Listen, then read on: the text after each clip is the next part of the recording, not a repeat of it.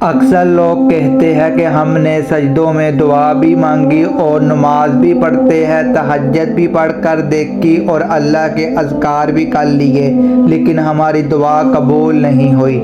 تو صرف ایک چھوٹا سا سوال خود سے کرو، تم جس کے آگے اپنی روتی ہوئی آنکھوں کی فریاد لے کر آئے ہو، وہ ساری دنیا کا مالک ہے، رب العالمین ہے، جس نے کائنات کی تخلیق میں کوئی کمی نہیں چھوڑی۔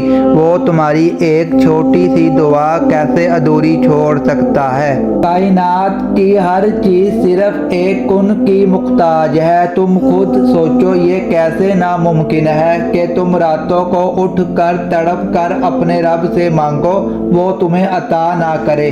اللہ تعالیٰ نے قرآن پاک میں جگہ جگہ امید دلائی ہے کہ تم مجھ سے مانگو میں دوں گا، اور تم بہت اچھے سے جان لو کہ میں تمہاری دعا رد نہیں کرتا۔ تمہاری دعا آہستہ آہستہ تمہارے لیے راستے بناتی ہے اور وہ معجزوں کو تمہارے قریب کرتا ہے۔ بعض دفعہ انسان مایوس ہوتا ہے، لیکن اسے پتہ نہیں ہوتا کہ حالات کیسے چینج ہونے ہیں۔ اگر وہ تمہیں دعا اور سجدے کی توفیق دے رہا ہے تو یہ بہت بڑی نشانی ہے، اللہ تم سے راضی ہو چکا ہے۔